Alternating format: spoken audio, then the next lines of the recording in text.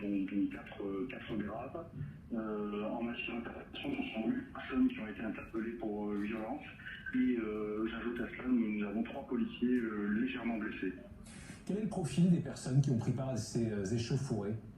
Écoutez, le ministre de l'Intérieur l'a rappelé, ce sont surtout des pseudo-supporters qui donc étaient pour la plupart pris d'alcool et qui assez rapidement, donc aux alentours de 16h jusqu'à 17h30, j'insiste bien là-dessus pendant 1h30, donc ce sont les vrais rixes entre eux qui ont conduit les forces de l'ordre à intervenir pour y mettre un terme.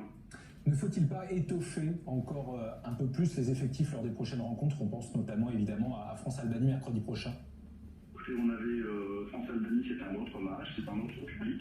Là, nous avions des groupes d'anglais et de russes, encore une fois quelques centaines de personnes, ce sont des pseudo-supporters. Le stade, vous savez, le Stade Vélodrome accueille 67 000 personnes, donc on était sur quelques centaines de personnes.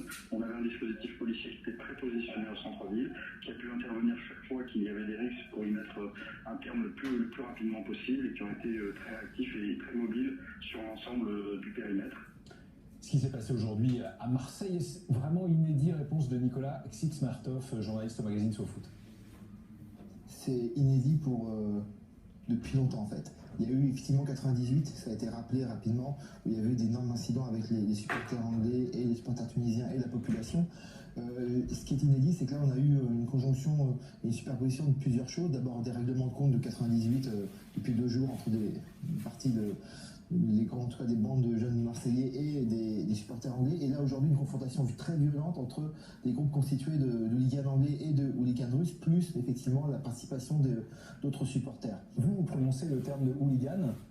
Certains disent que les vrais hooligans entre guillemets n'étaient pas à Marseille aujourd'hui. En tout cas, c'est bien une catégorie de supporters ou de pseudo